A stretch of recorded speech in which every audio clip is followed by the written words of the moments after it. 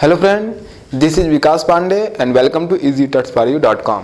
आज के इस ट्यूटोरियल में हम पढ़ेंगे रन टाइम पॉलीमॉर्फिज्म के बारे में।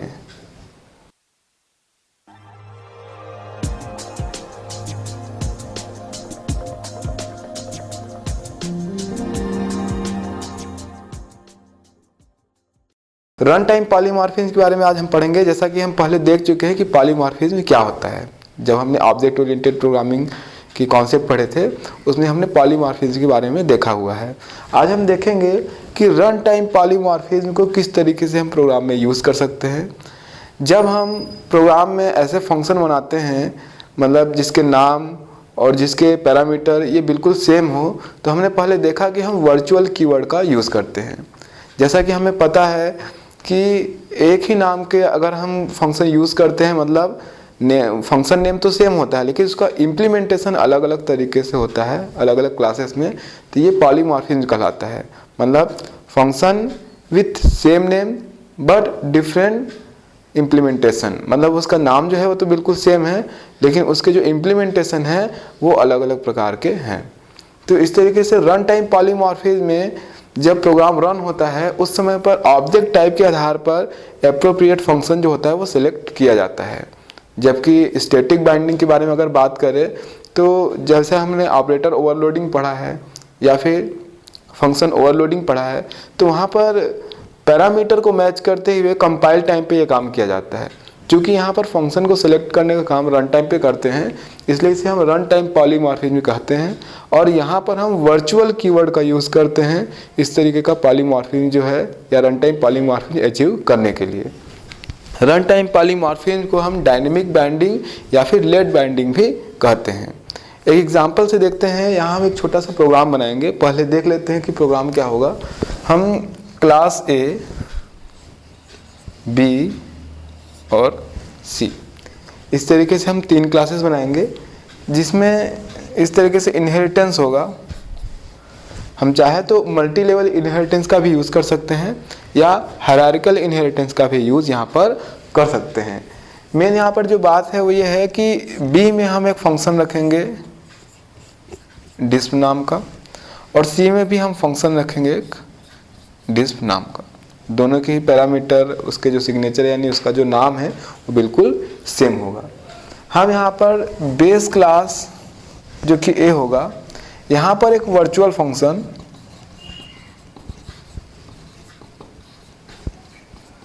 या फिर प्योर वर्चुअल फंक्शन इस तरीके से बनाएंगे और इसके द्वारा हम रन टाइम पॉलीमॉर्फिज्म अचीव करेंगे। यहाँ पर जब प्रोग्राम रन होगा तो जिस भी क्लास का ऑब्जेक्ट आप यहाँ पर यूज़ करेंगे उस क्लास का जो फंक्शन होगा वो एग्जीक्यूट हो जाएगा। ऐसा आप बेस पॉइंटर बना के कर सकते हैं। बेस पॉइंटर बनाएंगे क्योंकि ये बेस में वर्चुअल कीवर्ड के साथ बना हुआ है फंक्शन, तो बेस पॉइंटर का यूज़ करते हुए आप अलग अलग क्लासेस का एड्रेस उसको देकर आप उसके फंक्शन रन करा सकते हैं। तो इस तरीके से रन टाइम पर हम सेलेक्ट करेंगे फंक्शन को ऑब्जेक्ट टाइप के आधार पर, इसलिए इसको हम बोलते हैं रन टाइम पॉलीमॉर्फिज्म। जब प्रोग्राम रन होता है तो ऑब्जेक्ट टाइप के आधार पर एप्रोप्रिएट जो फंक्शन होता है वो एग्जीक्यूट कराया जाता है। इसको हम वर्चुअल फंक्शन से अचीव करते हैं जैसा कि इस प्रोग्राम में हम करेंगे। तो यहाँ पर हम हायरार्किकल इनहेरिटेंस के थ्रू भी इसको बना सकते हैं। यहाँ पर इसका डायग्राम कुछ इस तरीके से हो जाएगा।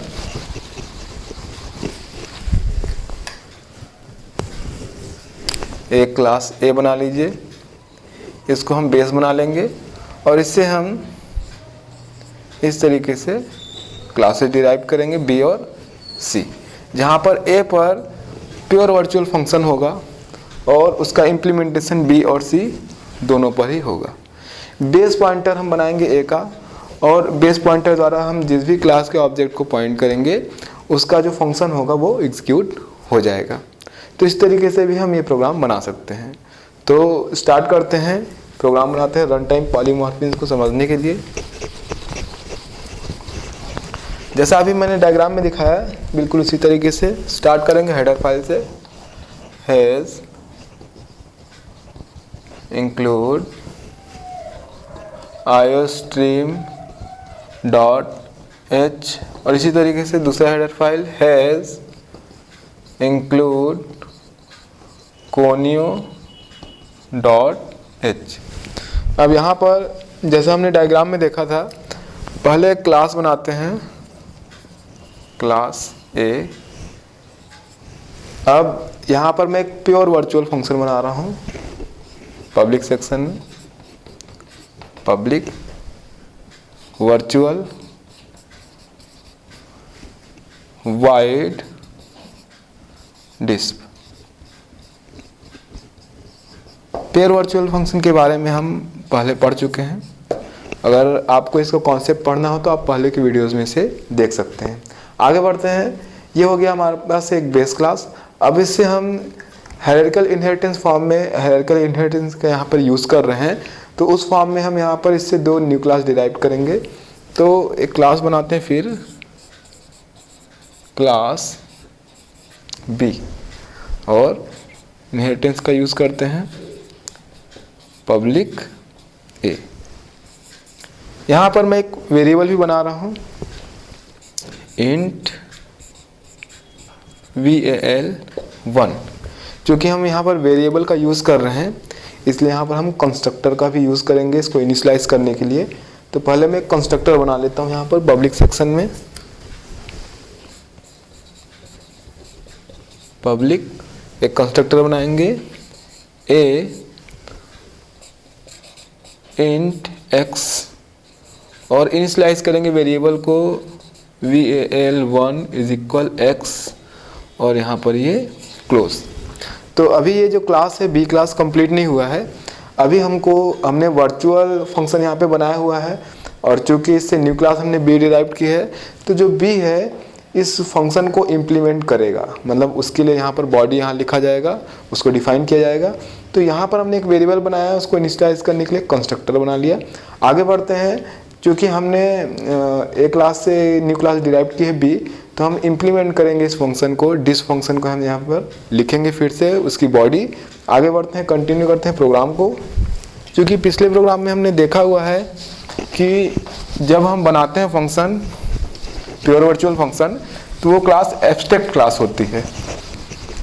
तो जो क्लास उसको इनहेरिट करती है वो इम्प्लीमेंट करती है उस फंक्शन को। तो यहाँ पर हम डिस फंक्शन को इम्प्लीमेंट करेंगे, उसके लिए कोड लिखेंगे वाइड डिस्प। सिंपल सा यहाँ पर एक स्टेटमेंट लिखेंगे कि इससे ये पता लगेगा कि इस क्लास से ये एग्जीक्यूट हो रहा है, और जो वेरिएबल की वैल्यू होगी वो स्क्रीन पर हम डिस्प्ले करा देंगे। तो स्टेटमेंट लिखेंगे cout val1 in class b, और यहाँ पर val1 की वैल्यू हम स्क्रीन पर डिस्प्ले करा देंगे। ये कंप्लीट हो गया, और सबसे लास्ट में कंप्लीट हो गया ये क्लास। तो इस तरीके से बी क्लास के अंदर एक वेरिएबल है, एक कंस्ट्रक्टर है उसको इनिशियलाइज करने के लिए, और virtual function, pure virtual function जो हमने बेस क्लास में बनाया हुआ है, यहाँ पर उसको हमने इम्प्लीमेंट किया है, उसके लिए बॉडी यहाँ पर लिखी है, जो कि सिंपल है। वो एक मैसेज डिस्प्ले करा रहा है और अपने वेरिएबल की वैल्यू डिस्प्ले करा रहा है जो कि उस क्लास में है। आगे बढ़ते हैं। अब एक न्यू क्लास बनाते हैं हम सी। एक ही स्क्रीन में आ जाए उसके लिए मैं यहाँ पर उसको बना देता हूँ। अगला क्लास हम बना रहे हैं सी, क्लास सी, और इनहेरिटेंस का यूज़ करेंगे पब्लिक। इसके लिए भी हम बेस क्लास रखेंगे ए। अब यहाँ पर एक वेरिएबल बनाएंगे इंट val2। पब्लिक सेक्शन में इसको इनिशियलाइज करने के लिए कंस्ट्रक्टर बनाएंगे, जैसे कि पिछली क्लास में हमने बनाया था। तो कंस्ट्रक्टर हम बनाएंगे सी इंट x, और इस तरीके से इनिशियलाइज कर लेंगे val2 इज इक्वल x। अब क्योंकि यहाँ भी सी क्लास के लिए भी हमने बेस क्लास ए रखा हुआ है, तो यहाँ भी जो प्योर वर्चुअल फंक्शन है बेस क्लास में उसको हम इम्प्लीमेंट करेंगे। तो इस तरीके से लिखेंगे वाइड डिस्प, और एक सिंपल से हम मैसेज डिस्प्ले करा देंगे जैसा कि हमने बी क्लास में कराया था। val वेरिएबल का नाम है val2 इन क्लास C और उसकी वैल्यू यहाँ पर डिस्प्ले करा देते हैं VAL2। इस तरीके से ये फंक्शन क्लोज और सबसे लास्ट में ये क्लास क्लोज। तो यहाँ पर आप देखेंगे बहुत ही सिंपल सा हमने प्रोग्राम बनाया है। हमारे पास बेस क्लास A है जहाँ पर प्योर वर्चुअल फंक्शन हमारे पास है डिस्प, और उससे हमने दो न्यू क्लास डिराइव की है B और C। B में भी उस फंक्शन को हमने इम्प्लीमेंट किया है और C में भी उस फंक्शन को हमने इम्प्लीमेंट किया है। दोनों ही क्लासेस में एक एक वेरिएबल है और उनको इनिशियलाइज करने के लिए अपने कंस्ट्रक्टर है। अब इसको हम मेन फंक्शन में यूज़ करते हैं। कंटिन्यू करते हैं प्रोग्राम को। मेन फंक्शन लिखते हैं इंट मेन।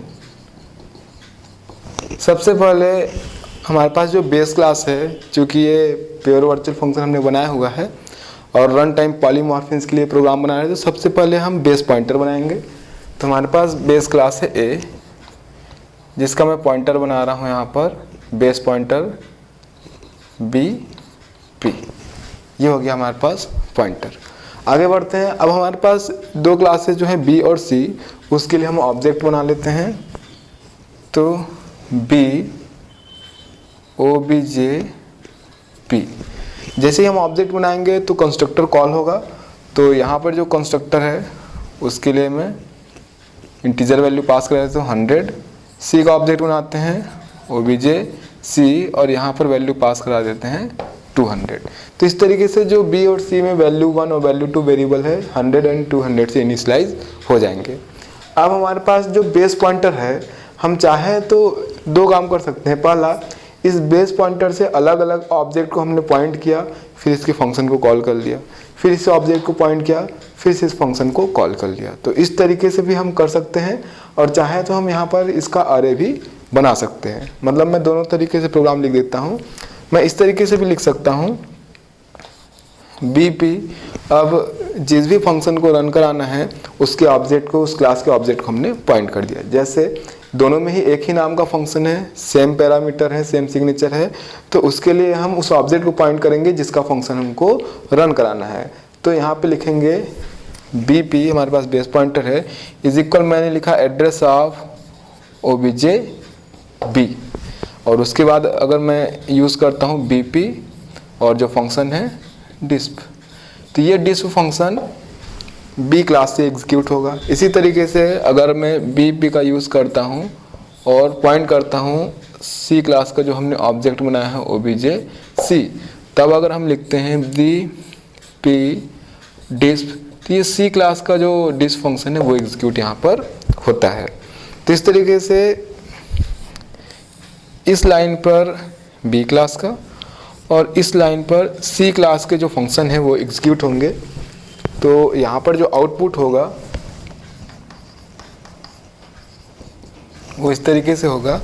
यहाँ पर जब B क्लास का एग्जीक्यूट होगा फंक्शन, तो हमने वहाँ पर जो मैसेज दिया था VAL1 इन B क्लास, और VAL की वैल्यू हमने यहाँ कंस्ट्रक्टर में जो पास कराई है वो होगा 100। इसी तरीके से VAL2 जब ये कॉल किया गया तो यहाँ पर डिस्प, दोनों ही डिस्प फंक्शन है लेकिन हमने ऑब्जेक्ट को पॉइंट किया है C क्लास के, तो यहाँ पर BP डिस्प जब हम कॉल करेंगे तो ये C क्लास से कॉल होगा, वैल्यू इन C क्लास और वैल्यू डिस्प्ले होगी 200।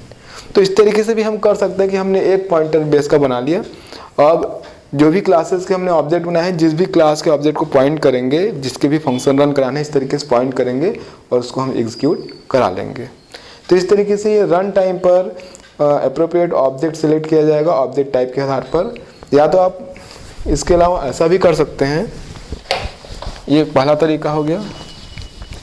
दूसरा, आप चाहें तो यहाँ पर अलग अलग ऑब्जेक्ट को पॉइंट करने के लिए पॉइंटर का अरे भी बना सकते हैं। मतलब मैं लिख सकता हूँ BP, दो ऑब्जेक्ट अभी हमारे पास है, हमने पॉइंटर बना लिया, इस तरीके से पॉइंटर का अरे। अब यहाँ पर हमारे पास दो ऑब्जेक्ट है, हम उसको अलग अलग पॉइंटर का हमने यहाँ पे पॉइंटर का हमने अरे बनाया हुआ है, अलग अलग पॉइंटर से उसको पॉइंट कर सकते हैं। हम इस तरीके से लिख सकते हैं BP0, is equal address of OBJB। तो ये इस पॉइंटर ने यहाँ पर पॉइंट किया बी क्लास के ऑब्जेक्ट को। फिर हम लिखेंगे BP, सबस्क्रिप्ट का यूज़ करेंगे, एड्रेस ऑफ OBJC। तो इस तरीके से हमने यहाँ पर C क्लास के ऑब्जेक्ट को पॉइंट किया। अब हम इस तरीके से रन करा सकते हैं, BP 0 और डिस फंक्शन, और इसी तरीके से BP 1 और डिस्प फंक्शन। फंक्शन हालांकि सिग्नेचर में, नाम में पूरी तरीके से सेम है, लेकिन पॉइंटर्स द्वारा जिन ऑब्जेक्ट को पॉइंट किए गए हैं उन ऑब्जेक्ट टाइप के आधार पर वो फंक्शन यहाँ पर एग्जीक्यूट होंगे। आउटपुट अभी भी इसका यही होगा, वैल्यू इन B क्लास 100 और value 2 in C class 200। Last में get CH, return statement use करेंगे, रिटर्न 0 और यहाँ पर ये मेन फंक्शन क्लोज। तो ये बहुत ही सिंपल प्रोग्राम है रन टाइम पॉलीमॉर्फिज्म को समझने के लिए, जहाँ पर हमने प्योर वर्चुअल फंक्शन का यूज़ किया है और इस तरीके से रन टाइम पॉलीमॉर्फिज्म के आधार पर ये प्रोग्राम हमने बनाए हैं। मतलब यहाँ पर जो हमारे पास फंक्शन है उसका जो सिग्नेचर है, उसका जो नाम है, बिल्कुल सेम है, लेकिन वर्चुअल फंक्शन होने के कारण और बेस पॉइंटर का यूज़ करते हुए हम उस पॉइंटर द्वारा अलग अलग ऑब्जेक्ट को पॉइंट करके जब हम फंक्शन एग्जीक्यूट करते हैं तो वो फंक्शन एग्जीक्यूट होगा जिसके द्वारा वो फंक्शन एग्जीक्यूट हो रहा है जिसके हमने ऑब्जेक्ट को पॉइंट किया। मतलब यहाँ पे जो फंक्शन सेलेक्ट किया जा रहा है रन टाइम पर वो ऑब्जेक्ट टाइप के आधार पे किया जा रहा है। यहाँ इस पॉइंटर ने इस ऑब्जेक्ट को पॉइंट किया है तो उसका फंक्शन, इसने C क्लास के ऑब्जेक्ट को पॉइंट किया है तो उसका फंक्शन एग्जीक्यूट हो रहा है। तो इस तरीके से वर्चुअल फंक्शन का यूज़ करते हुए हम प्रोग्राम में रन टाइम पॉलीमॉर्फिज्म अचीव कर सकते हैं। इस प्रोग्राम में हमने प्योर वर्चुअल फंक्शन का यूज़ किया है, आप पिछले टॉपिक में उसके बारे में पढ़ सकते हैं। तो इसी तरीके से हम पॉलीमॉर्फिज्म में जो हमने पहले पढ़ा था, हमने देखा था इसके पहले हमने फंक्शन ओवरलोडिंग भी पॉलीमॉर्फिज्म है, लेकिन दोनों में अंतर ये है कि ये रन टाइम पॉलीमॉर्फिज्म है जबकि वो कंपाइल टाइम पॉलीमॉर्फिज्म है। तो आज के इस वीडियो में हमने रन टाइम पॉलीमॉर्फिज्म के बारे में समझा। आगे की वीडियो में हम C++ के और भी टॉपिक देखेंगे। तब तक के लिए आप हमारी वेबसाइट easytouchforyu.com पे लॉगिन कर सकते हैं। तब तक के लिए बाय।